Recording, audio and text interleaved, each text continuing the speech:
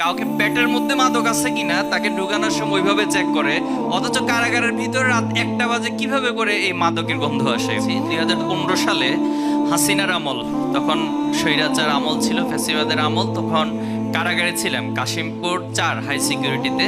তো আমাদেরকে যখন কারাগারে প্রিজন ভ্যানে কোর্টে নিয়ে আসা হতো পুরান ঢাকায়, তো আনার সময় আমরা দেখতাম যে গাড়িতে ইয়াবা সেবন সব বিভিন্ন মাদক গ্রহণ করতো। একদিন একজনকে জিজ্ঞেস করলাম যে ইয়াবা গ্রহণ করছে, যে ভাই এই ইয়াবা যে আপনারা নিচ্ছেন এটা নিলে কি হয় বা এটা খেলে কি হয়? তো তিনি আমাকে বললেন যে আপনি একটু খেয়ে দেখেন, তাহলে বুঝতে পারবেন যে এটা খেলে কি হয়। তো বললাম যে ভাই আমি তো শিবির করি, কোনো কারণে এটা খেলে বা বাইরে জানলে তো ভাই আমার অবস্থা খারাপ হয়ে যাবে, আপনি একটু বলেন। তো অনেক পিড়াপিড়ির পর তিনি বললেন যে ভাই এটা যখন আমি নেই গ্রহণ করি, তো তখন আমার সামনে বাংলাদেশ না শুধুমাত্র পৃথিবীর কোনো প্রেসিডেন্ট প্রধানমন্ত্রী যেই সামনে থাকুক কাউকে ভাই কিছু মনে হয় না, নিজেকেই আসলে সব কিছু মনে হয়।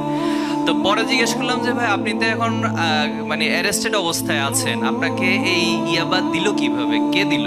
বললো যে ভাই এই যে পুলিশ যারা আমাদেরকে গাড়িতে ওঠানামা করায় এরা আমাদেরকে দিছে। তাই বললাম যে এরা কোথায় গিয়ে পাইছে? বলছে ভাই আমি যে ইয়াবা মামলায় গ্রেপ্তার হয়েছি আমার কাছ থেকে যে ইয়াবার পিসগুলো পাইছে এগুলো মূলত ওরা তখন রেখে দিছে, আর এখন 1টা 2টা করে করে আমাদের কাছে বিক্রি করে। তো এই হলো আমাদের বাংলাদেশের একটা চিত্র। আমি বললাম ইয়াবা মামলায় গ্রেপ্তার হয়েছে, আবার ইয়াবার সে গ্রহণ করতেছে প্রিজন বসে বসে, আবার প্রশাসনই হচ্ছে তাকে সেই ইয়াবাগুলো সাপ্লাই দিচ্ছে।